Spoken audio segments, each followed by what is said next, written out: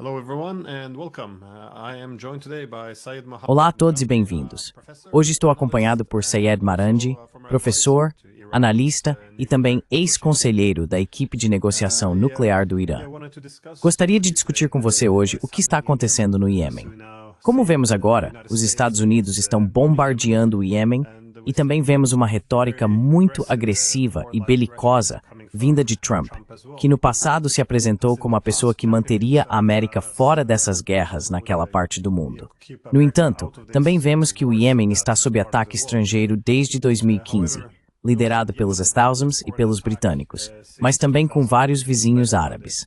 Mas considerando que está em guerra há tantos anos, qual é a probabilidade agora de os Estados Unidos serem bem-sucedidos? E também, como podemos explicar ou entender até que ponto o Iêmen tem sido bem-sucedido em termos de se defender?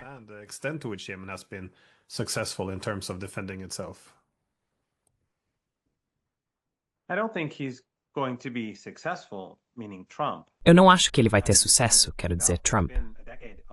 Como você apontou corretamente, houve uma década de guerra e genocídio visando o Iêmen. E vemos que Ansarullah, o que eles chamam de Houthis no Ocidente, e seus aliados permanecem no poder. A esmagadora maioria do povo do Iêmen vive em áreas controladas por Ansarullah e seus aliados. A capital, Sanaa, também é controlada por essa coalizão. Então, eles são o governo. Os sauditas gastaram literalmente centenas de bilhões de dólares.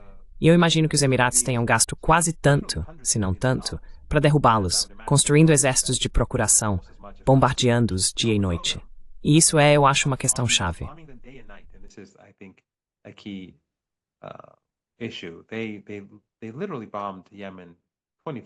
Eles literalmente bombardearam o Iêmen 24 horas por dia, durante 7 anos, e destruíram a infraestrutura do país. Mas eles falharam. Falharam em derrubar o governo e falharam em derrotar o Ansarullah. Ao final da guerra, cerca de 3 anos atrás, os sauditas tiveram que aceitar ou buscar um cessar-fogo, porque o Iêmen estava se fortalecendo, e suas capacidades de mísseis e drones também estavam se tornando muito mais fortes. Eles começaram a atingir o petróleo saudita e outras infraestruturas-chave. Pelo que entendo, a capacidade de produção de petróleo da Arábia Saudita nunca se recuperou totalmente, mesmo até hoje. Não tem mais a capacidade que tinha antes por causa dos danos que as capacidades de mísseis e drones iemenitas causaram. Missile and drone capabilities brought about. Então, vimos os americanos no início do genocídio em Gaza.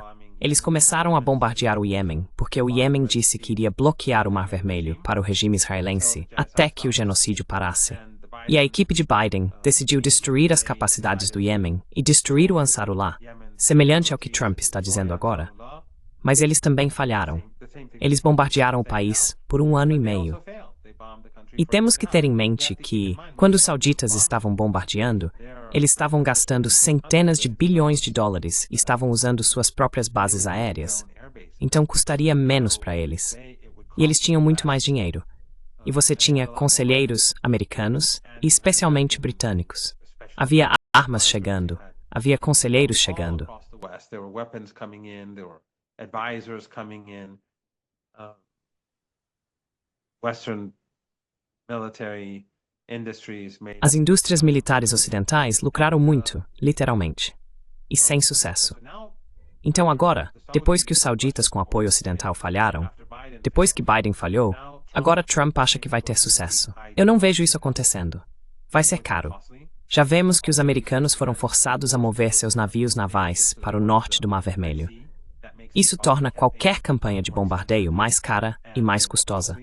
E se os americanos buscarem se defender, vão ter que usar sistemas de defesa antimísseis muito caros, contra drones e mísseis muito baratos, mas de alta tecnologia. Então isso vai custar muito a economia dos Estados Unidos.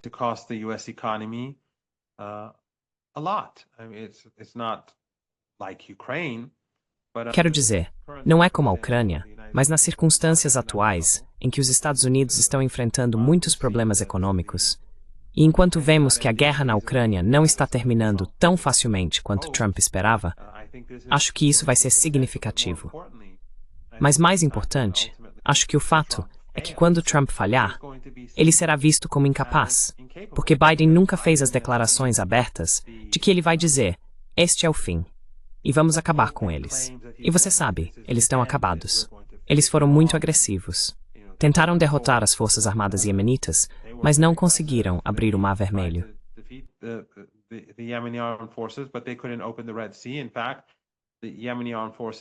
Na verdade, as forças armadas iemenitas ampliaram o cerco por causa dos ataques americanos e britânicos.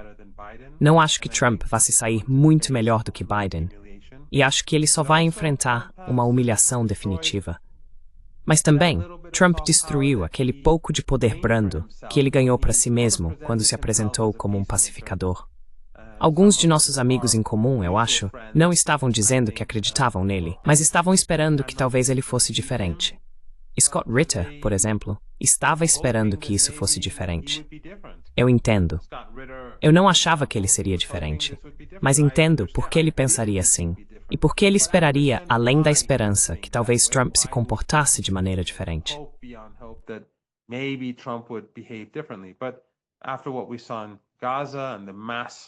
Mas depois do que vimos em Gaza, e a matança em massa que testemunhamos nas últimas horas, e os ataques genocidas no Iêmen que mataram mulheres e crianças, essa fachada foi deixada de lado. E isso não é bom para Trump. Isso não é bom para os Estados Unidos. E eu acho que não vai ser bom para Trump dentro dos Estados Unidos. Seus oponentes não fizeram nada para ajudar o povo do Iêmen ou de Gaza. Mas acho que há muitas pessoas nos Estados Unidos que vão querer usar isso, qualquer oportunidade, para revidar contra Trump no estabelecimento político. E claro, há muito descontentamento nas ruas, de qualquer maneira, sobre o regime israelense e sobre a política dos Estados Unidos em nossa região. Então não acho que nada disso seja bom para Trump. Também não o vejo tendo sucesso.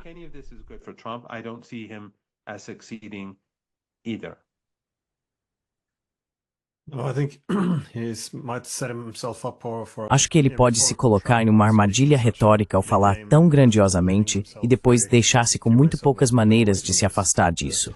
Mas em termos de, eu acho, armamento, como está o Iêmen? É a mobilidade de suas armas? São as instalações de armazenamento subterrâneas? Como você pode explicar a incapacidade dessas campanhas aéreas de ter um impacto significativo nas capacidades de combate do Iêmen?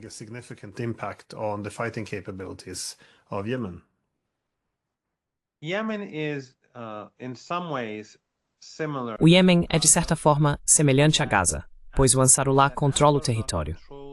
A maior parte do Iêmen, que não é um deserto onde as pessoas podem realmente viver e prosperar, é controlada pelo Ansarullah, ou os Houthis, como dizem no Ocidente. Não toda, mas a maior parte, incluindo a capital. Portanto, uma grande população e uma vasta área montanhosa é controlada por essas forças.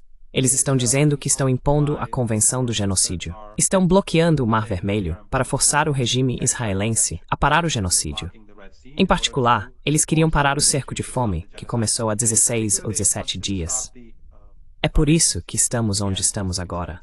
O regime israelense bloqueou toda a comida, remédios, água e eletricidade de entrarem em Gaza, contrariando o acordo de cessar-fogo.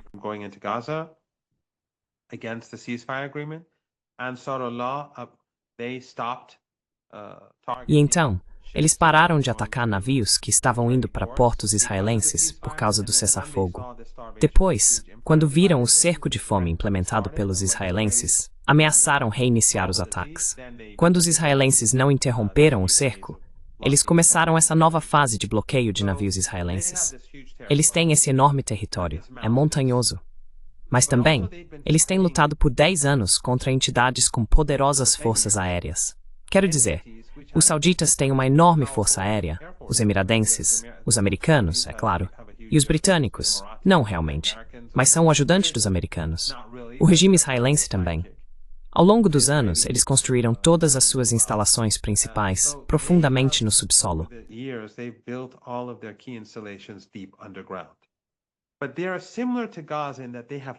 Mas eles são semelhantes a Gaza no sentido de que têm controle total. Diferente do Líbano, onde o Hezbollah tinha uma grande desvantagem, que era o fato de que o Hezbollah nunca controlou o Líbano. O Líbano tem mais de 40 embaixadas ocidentais.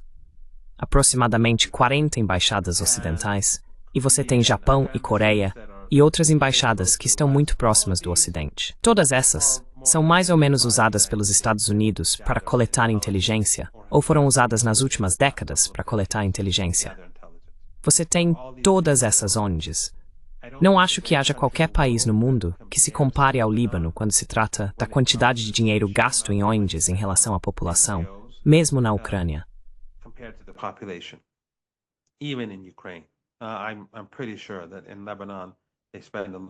Tenho certeza de que no Líbano eles gastam muito mais. Então todas essas ONGs são contra o Hezbollah. Você tem todas essas agências de inteligência, e depois tem esses grupos políticos, como as forças libanesas, que foram parceiras do regime israelense quando, em 1982, invadiram o país e tomaram Beirute.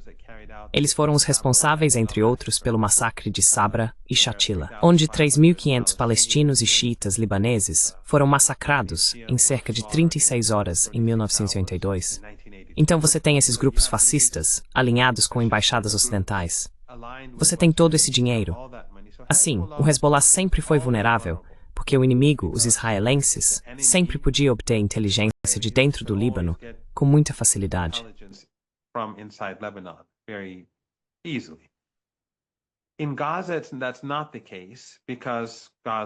Em Gaza, esse não é o caso, porque Gaza é controlada internamente pelo Hamas e seus aliados, a Jihad Islâmica, e é mais difícil para o regime israelense reunir inteligência.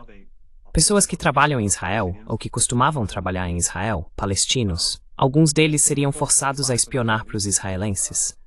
Mas de qualquer forma, no Iêmen, é como em Gaza, onde o Ansarullah tem controle sobre essa área. Então, é muito difícil para os americanos obterem o tipo de inteligência que tem no Líbano. É muito difícil para eles saberem exatamente o que está acontecendo no Iêmen.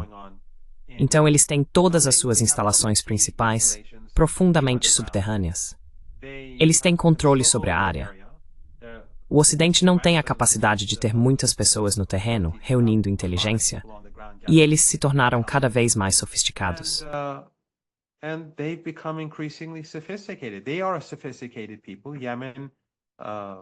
Eles são um povo sofisticado. O Iêmen tinha universidades muito boas e tem jovens estudantes e acadêmicos muito bons.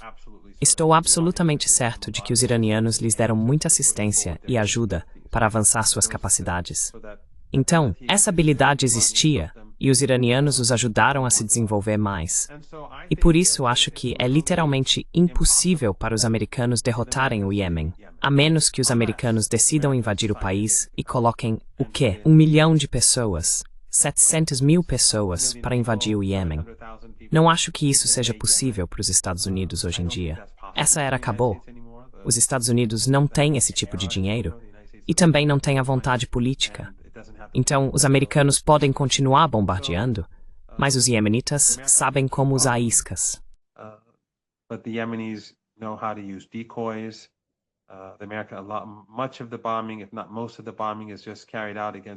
Grande parte dos bombardeios, se não a maioria, é realizada apenas contra alvos falsos. As capacidades de radar, mísseis e drones do Iêmen são móveis. Eles saem de locais subterrâneos, encontram seu alvo, disparam e depois retornam. Os americanos realmente não podem fazer nada a respeito. Como os iemenitas conseguem atingir os americanos para proteger seus navios e aviões, os americanos têm que se afastar para o norte do Mar Vermelho. Isso torna o sobrevoo do Iêmen muito mais caro e difícil, e leva mais tempo para eles encontrarem alvos. Se estão disparando mísseis, leva mais tempo para encontrarem o local de onde o míssil ou os drones foram disparados e chegarem lá para atacar.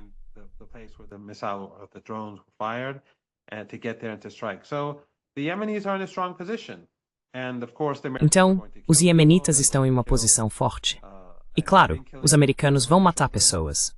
Eles vão matar e têm matado mulheres e crianças. Mas eu não vejo sucesso algum. Pessoalmente, acho que há também algumas outras interpretações que podemos considerar aqui. Uma é que eu acho que os Estados Unidos estão usando esta guerra no Iêmen para ajudar o regime israelense. Mas também acho que Trump possivelmente está usando isso para desviar a atenção de sua falta de sucesso com os russos. Porque, como vimos nas negociações, a partir dos resumos, Parece que o presidente Putin não cedeu em nada realmente. Mesmo o acordo de não atacar alvos de produção de energia por 30 dias, isso não é realmente uma concessão.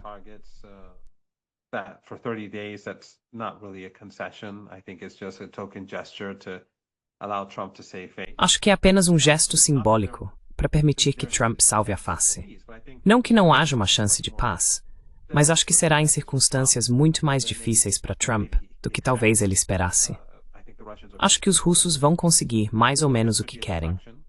E isso pode ser uma distração para mostrar os americanos como sendo duros, sabe, como a Groenlândia e o Canadá, o Panamá. Mas acho que também é provavelmente mais importante, direcionado ao Irã. Os Estados Unidos não querem atacar o Irã porque as consequências seriam inimagináveis. Acho que isso derrubaria a economia global de uma forma que não vimos há um século.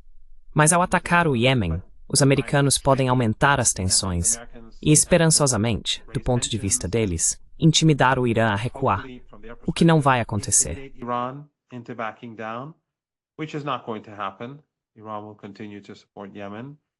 O Irã continuará a apoiar o Iêmen. O Irã continuará a apoiar o Líbano, Gaza, a Cisjordânia e os grupos palestinos. Isso não vai mudar. Mas, pessoalmente, não acho que os americanos queiram guerra com o Irã. Netanyahu, tenho certeza, quer. Mas acho que há pessoas suficientemente sensatas no Pentágono que entendem as consequências de uma guerra com o Irã. Quando eles não conseguem derrotar o Iêmen, o Irã é infinitamente mais capaz e poderoso. E o Golfo Pérsico é composto por esses pequenos estados ou regimes, ou essas ditaduras familiares que têm enormes reservas de petróleo e gás. Eles não existiriam após alguns dias de mísseis e drones indo e voltando. Seria o fim desses regimes. O Catar tem uma população de 350 mil. A maioria esmagadora das pessoas lá são estrangeiras. O mesmo acontece com os Emirados. Eles têm bases americanas.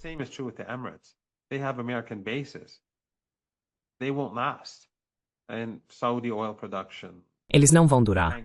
A produção de petróleo da Arábia Saudita, os petroleiros no Golfo Pérsico, a produção de gás, o Kuwait, tudo chegaria ao fim. Estes são palácios de vidro. Estas são mansões de vidro. Quando tem bases americanas, são cúmplices. Eles têm sido cúmplices com o Iêmen. Os iemenitas disseram que usam as bases aéreas na região do Golfo Pérsico, os americanos e, claro, o espaço aéreo saudita. E então os iemenitas, não o governo, mas os comentaristas que apareciam na mídia no Iêmen, começaram a dizer que aqueles que estão ajudando os Estados Unidos, ou seja, Catar, Bahrein, os Emirados e os sauditas no bombardeio ao Iêmen, deveriam tomar cuidado. Então, sabe, eles estão completamente vulneráveis, não apenas do Irã, mas de todos os lados. Eu não acho que os americanos queiram uma guerra com o Irã, mas o Iêmen é a próxima melhor opção.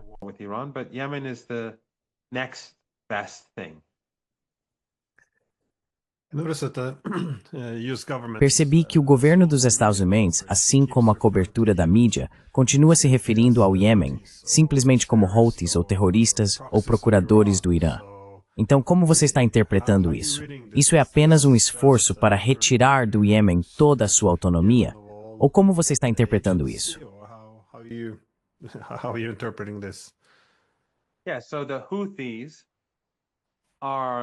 Sim, então os Houthis são frequentemente rotulados como os procuradores terroristas do regime iraniano. Mas antes de tudo, eles não são apenas Houthis. Os Houthis são uma tribo poderosa no Iêmen. Mas Ansarullah é muito mais amplo do que apenas essa tribo. Ansarullah e seus aliados constituem a esmagadora maioria do país. Se eles não tivessem apoio popular, não poderiam ter resistido a 7 anos de guerra suja saudita. Os sauditas estavam pagando tribos para mudar de lado, pagando pessoas para se voltarem contra eles. Eles tinham muito dinheiro, e o Iêmen é o país mais pobre do mundo árabe. Mas eles falharam. E claro, o dinheiro dos Emirados e seu exército estavam trabalhando ao lado dos sauditas.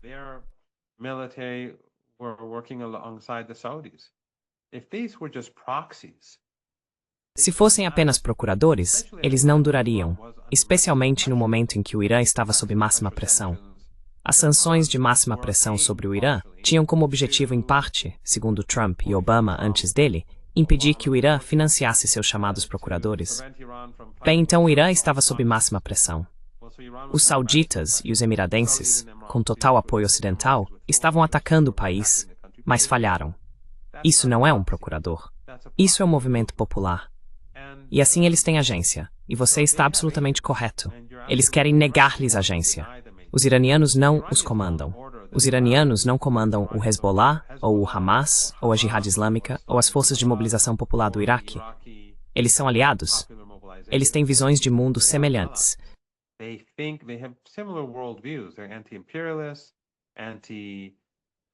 Eles são anti-imperialistas, anticolonialistas e se opõem à hegemonia americana. Essas diferentes entidades, com diferentes origens e culturas, vindas de diferentes seitas e crenças religiosas, se uniram dessa forma. Então, o Iêmen toma suas próprias decisões. O Irã apoia isso.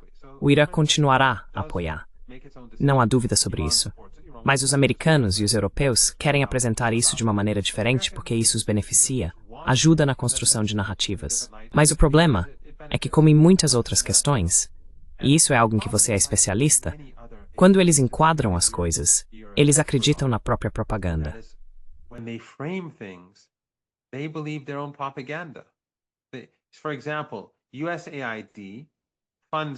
Por exemplo, a USAID financia pessoas, ou a NED financia pessoas e organizações para construir uma narrativa específica. Então essas organizações começam a dar dinheiro a senadores, congressistas e outras pessoas influentes para discursos e participação em programas, e o dinheiro que vem do governo volta para o governo. Eles estão informando o que está acontecendo, mas a narrativa que estão construindo vem do próprio governo. Então é um círculo. A narrativa é falsa. Eles acreditam na própria propaganda e também têm um interesse pessoal em seguir essa narrativa porque estão recebendo dinheiro.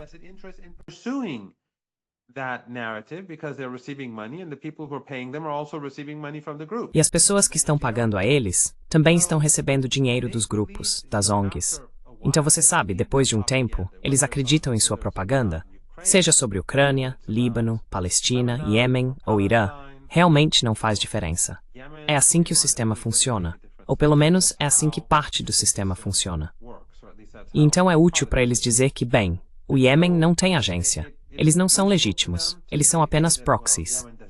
Então bombardeá-los é de alguma forma legítimo. Eles não deveriam estar lá. Eles são um bando de terroristas. Eles são piratas. E quando os bombardeamos, estamos fazendo a coisa certa.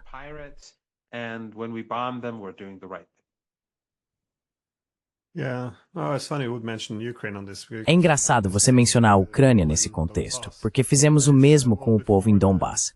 Ou seja, bem, antes dos países ocidentais apoiarem a remoção de Yanukovych em 2014, era amplamente reconhecido que, sabe, um diretor da CIA e vários embaixadores entendiam que, se você tentasse puxar a Ucrânia para a órbita da OTAN, então Donbass provavelmente se rebelaria, porque aproximadamente 90% deles votaram em Yanukovych. No entanto, uma vez que ele foi derrubado, o previsível aconteceu. Houve uma revolta muito orgânica lá também. Tenho certeza de que eles tiveram apoio da Rússia.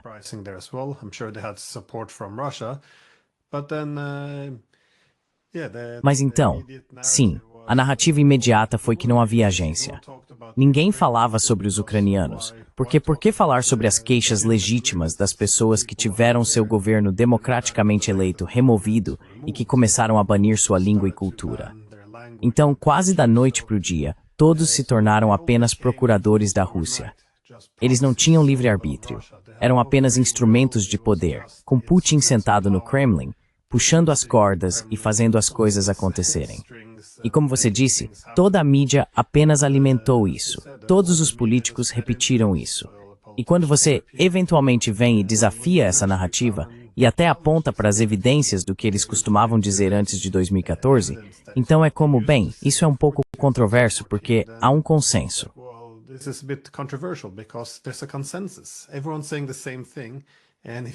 Todo mundo está dizendo a mesma coisa. E se você está desafiando isso, então está fora da narrativa. Então agora é controverso. E não ouvimos pessoas controversas. E eu acho que esse é um problema-chave, que não é apenas ser enganoso. Eu costumava pensar assim, mas eles realmente acreditam em suas próprias bobagens e em sua própria propaganda. Acho que isso é muito perigoso e também problemático. Se você acha que atacar Teherã de alguma forma vai mudar a atitude no Iêmen, é bastante estranho.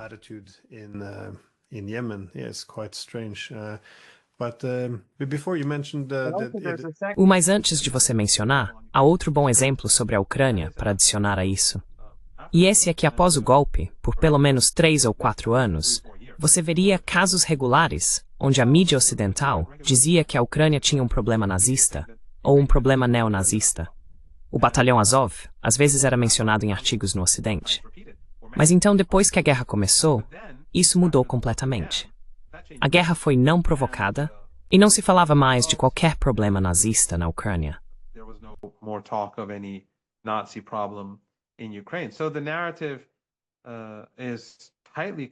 Então a narrativa é rigidamente controlada, e a mídia e o Estado trabalham em estreita cooperação, muito mais do que eu realmente acredito que existia décadas atrás. Quando Chomsky escreveu Manufacturing Consent, que foi um livro muito bom, a situação na mídia era, como ele apontou, que havia em grande medida essa cooperação entre a riqueza, o Estado e a mídia. Mas quando você olha para o que está acontecendo agora, só acho que o trabalho muito importante de Chomsky está muito desatualizado hoje.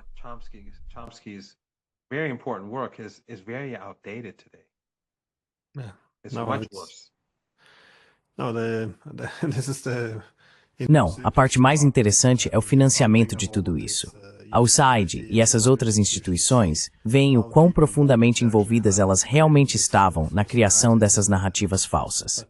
Mas em termos do Iêmen, você mencionou que desde 2015 os sauditas estavam bastante envolvidos nisso. No entanto, também em conexão com a busca por melhorar os laços com o Irã, eles deram um passo atrás nesse empreendimento custoso e eu acho destrutivo. Mas você vê alguma possibilidade de os Estados Unidos conseguirem trazer os sauditas diretamente para reiniciar as hostilidades em direção ao Iêmen?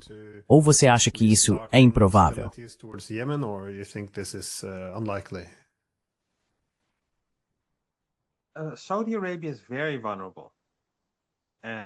A Arábia Saudita é muito vulnerável, e o Iêmen pode destruir a produção de petróleo saudita com muita facilidade. Suas capacidades hoje são muito melhores do que eram 3 ou 4 anos atrás. A produção de petróleo saudita é muito importante para a estabilidade energética global. Então não acho que os americanos queiram pressionar isso demais, porque entendem as consequências. E tenho certeza de que os sauditas também não estão interessados nisso.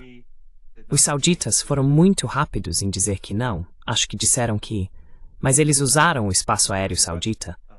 Ainda assim, acho que os sauditas gostariam de ficar fora disso.